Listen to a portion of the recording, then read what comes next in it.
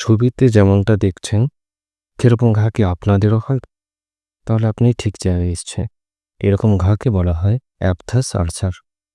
শব্দটি এসেছে একটি গ্রিক শব্দ অ্যাপথি থেকে, যার অর্থ হল জ্বলন্ত বা প্রদাহ। এটির অপনাম হল ক্যাঙ্কাসোর এবং অ্যাপথাস স্টোমাটাইটিস। এটি মুখে হওয়া সবচেয়ে বেশি ঘা, প্রায় ৮০-৮৫%। এই ধরনের ঘা বারবার হলে তাকে রিকারেন্ট অ্যাপথাস স্টোমাটাইটিস বা র্যাশ বলা হয়। এটি যে কারণে হয়: বংশগত, ভিটামিনের অভাবে, যেমন ভিটামিন বি কমপ্লেক্সের অভাবে হয়, এইচএসভি ভাইরাসের সংক্রমণের কারণে, হরমোনাল কারণে, ধূমপায়ী ব্যক্তি হঠাৎ ধূমপান বন্ধ করে দিলে, বারবার আঘাত লাগার ফলে, এবং সর্বাপেক্ষা সবচেয়ে সাধারণ কারণ হল মানসিক দুশ্চিন্তা ও হতাশা। অ্যাপথাস আলসার সাধারণত 3 রকমের হয়, যথা মাইনর, মেজর ও হারপেটিভ। মাইনর অ্যাপথাস আলসার সবচেয়ে বেশি হয়। এটি সাধারণত ঠোঁটের ভিতরের দিকে, জিভের পাশে এবং গালের ভিতরের দিকে হয়। এটি সাধারণত ছোট্ট ফুসকুড়ির মতো ওঠে, তারপর এটি ফেটে যায় এবং ব্যথা করে।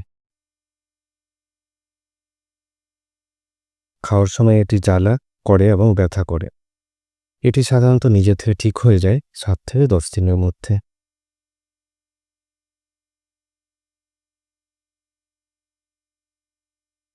সাধারণত 4-5 সপ্তাহের মধ্যে এটি পুনরায় হয়।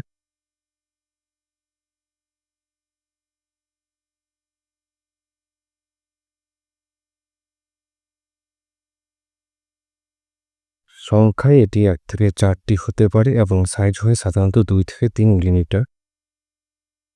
প্রথম ছবিটিতে আপনারা দেখতে পাচ্ছেন ঘায়ের অবস্থান ঠোঁটের ভিতরের দিকে, মাঝেরটি জিভের পাশে এবং শেষেরটি গালের ভিতরের দিকে। এরপর আসা যাক major aphthous ulcer. Major aphthous ulcer সাধারণত কম হয়, প্রায় 10%। এটি সংখ্যায় সাধারণত 1টি হয় এবং সাইজে বড় হয়। এটি পুরোপুরি সারতে সময় লাগে। ছবিতে আপনারা দেখতে পাচ্ছেন এটি একটু বড়ই।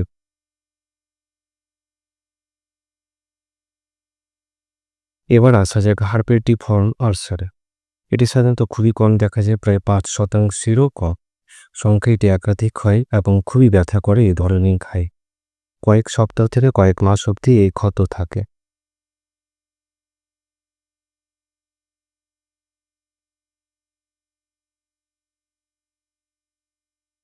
এবার আসা যাক চিকিৎসা পদ্ধতিতে।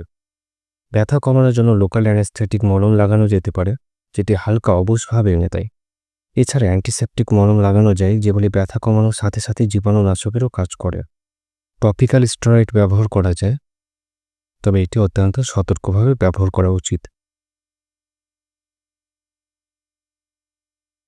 বারবার হতে থাকলে কিছু অ্যান্টি ইনফ্লামেটরি মলম ব্যবহার করা যায়, যেগুলো ব্যবহার করলে অনেকটা কমে যায়।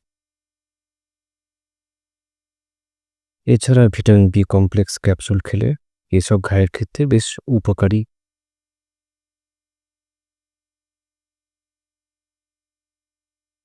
বন্ধুরা, ভিডিওটি ভালো লেগে থাকলে অবশ্যই লাইক করে দিও, কোনো জিজ্ঞাসা থাকলে কমেন্ট করিও এবং চ্যানেলটিকে অবশ্যই সাবস্ক্রাইব করে দিও।